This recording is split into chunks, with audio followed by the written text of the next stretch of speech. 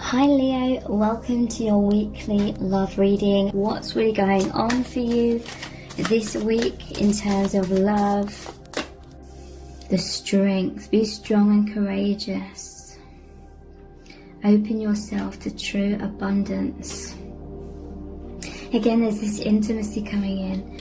There's this duality. We live on this plane of duality. You and your person are on a path of ascending this planet of duality and a vibration of duality, and being in the oneness, being in the unity.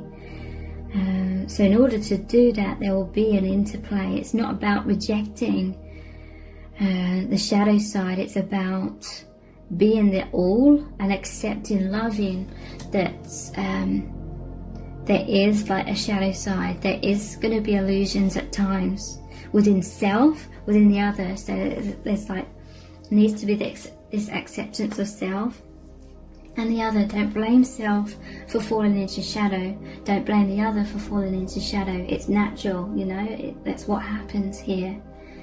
If you're in resistance about it, if you're blaming yourself, if you're blaming the other, then you're just gonna be creating pain, frustration, resistance within yourself, and that doesn't feel good. Do whatever feels good. Choose love. And many of you, you're moving into that, and you're just feeling this closeness. It's like you're on the same page, but you're also both like the parental role and the child role, okay? Within yourselves and with each other. You both have a part of you that's still learning. You have a part of yourself that's really wise. You both have that. And you both help the other. And you're both allowing yourselves to be helped by the other.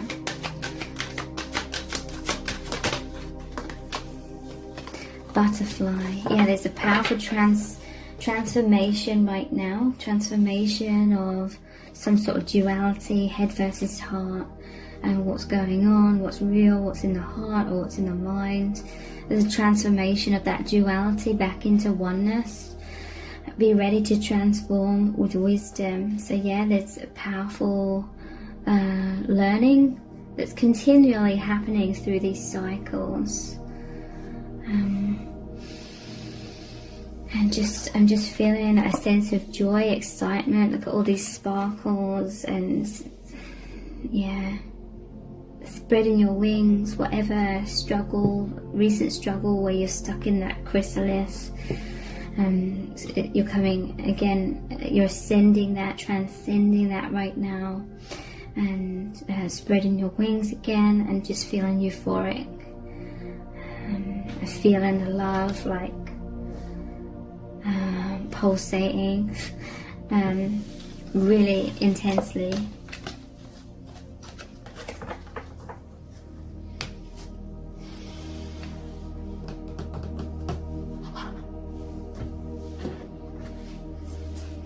What else do you need to know about your connection at this time? Sacred reverence. Sacred reverence, quietening the mind, awakening genius, and the oracle's gift. You have so much reverence for each other.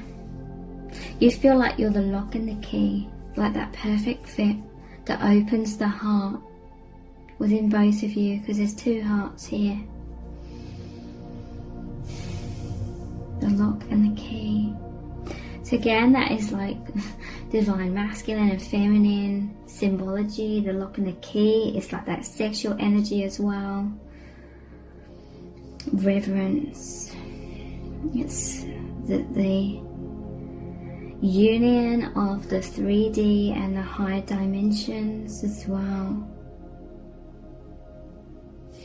And you're powerfully just opening each other's hearts. I'm hearing you're developing more and more trust in this love, in each other, in your own intuition, and in the divine. There is a time right now, where you're moving into quietening the mind. That's resolving that conflict, resolving the fearful mind, the cautious mind, the conditioning within us that makes us think worst case scenarios. The mind, you know, it often thinks like worst case scenarios because it believes that that's a way of protecting itself.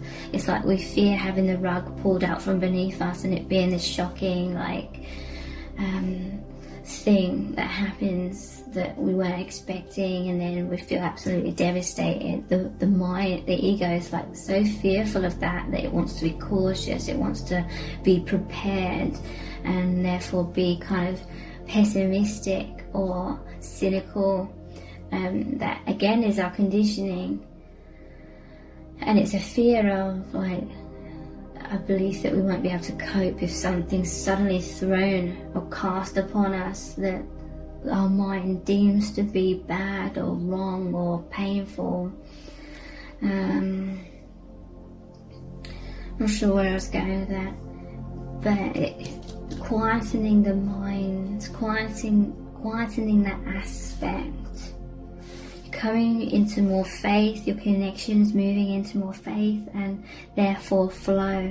There's a softening of the mind into the heart space again, and that just automatically releases resistance and allows things to flow, and insights to come in and clarity to come in, because you're sinking back into the heart chakra. It's a couple of times in this whole reading and in this all three sets of cards, and getting the image of like in Harry Potter, there's a plant, I can't remember what it's called, and they fall into it and then it's like grabbing them and sort of like restricting them, the more they struggle, the tighter this plant like grips them.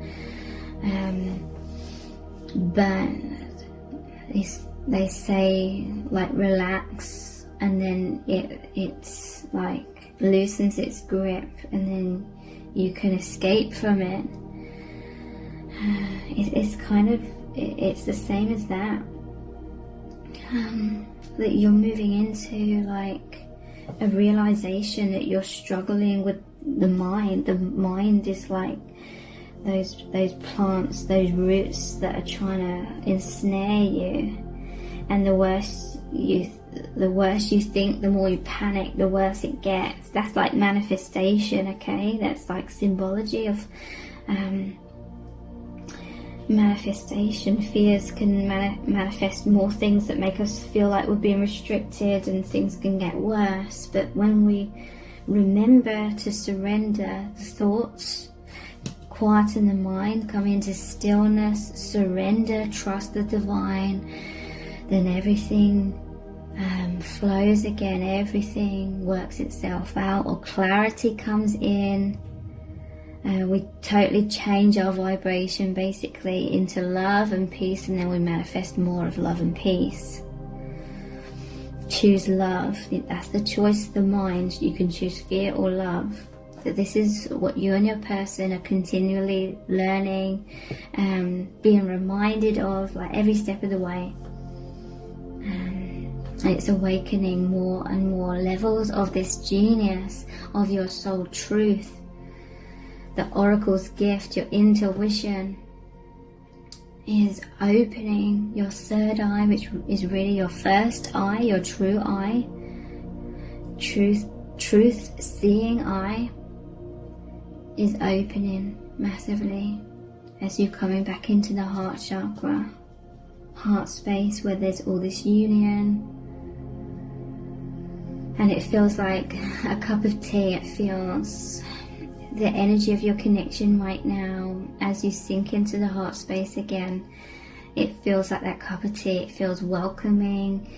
In the UK, a cup of tea is a very cultural thing about family, especially like meeting your family, going to your family's home, having many cups of tea throughout the day sort of thing. It's that comforting, relaxing, coming home, feeling good, being in love, in the heart space kind of energy.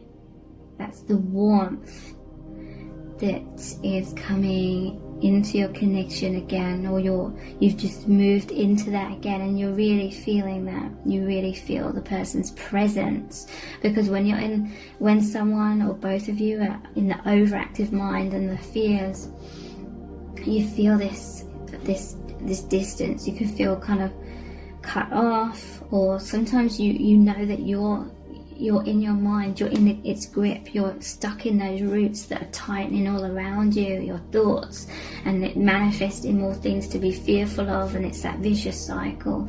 And sometimes you know that you're the one that's got ensnared in that, and you're trying to free yourself from that, but even though you can know that you need to just relax, the mind can be so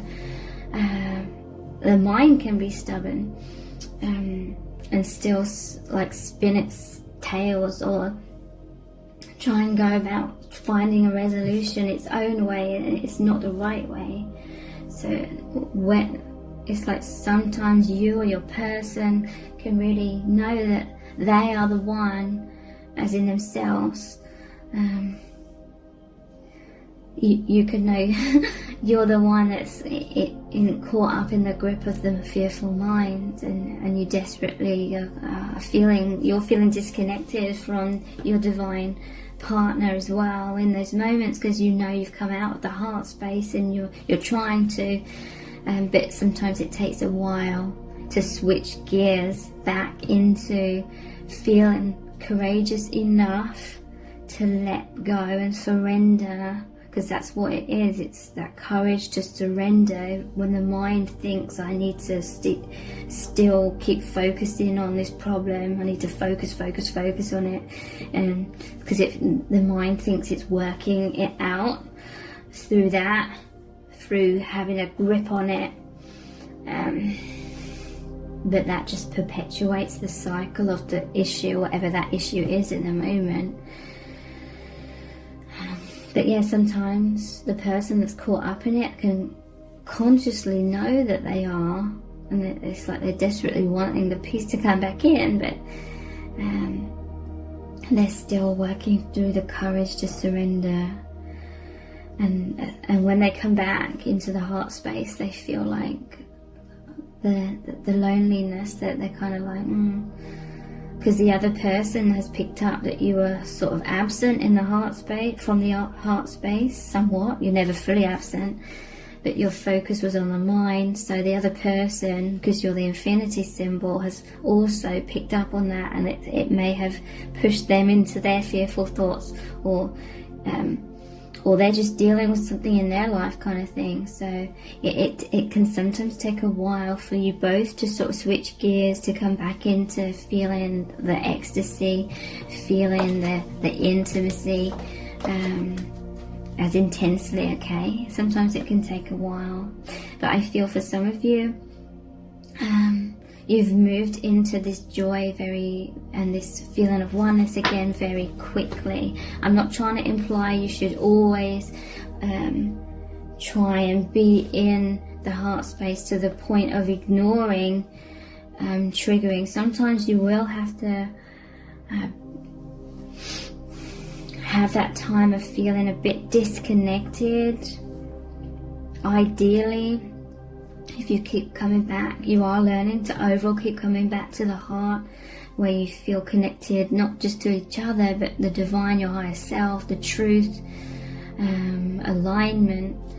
But what I'm trying to say is, don't beat yourself up. Don't be in resistance thinking, oh, I mustn't disconnect too much and be in the mind too much, and I have to stay in the heart space. Yes, that's ideal, but if you're in a resistance and forcing yourself to do that because you're blaming yourself, then that's just adding blame and density to it. Don't blame yourself. Don't beat yourself up about any of this. The message here is just be mindful. Try and remember and be like, okay, I'm human.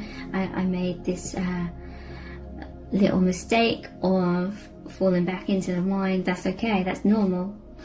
As I'm learning more and more and more.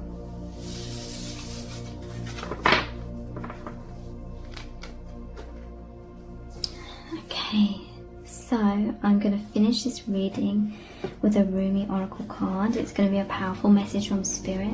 What do you need to know about your connection at this time? What's going on in your divine union? What's Spirit's advice for you on this part of the path that you're currently on? We have a Dance of the Divine Feminine. That's interesting, because in set of cards number 2, I believe the card which came out was 41, and then I saw on the next page Dance of the Divine Feminine, and I just thought, it's been a while since that's come out, and now it has in set of cards number 3.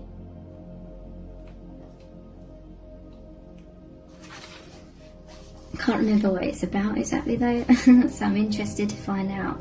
Dance of the Divine Feminine.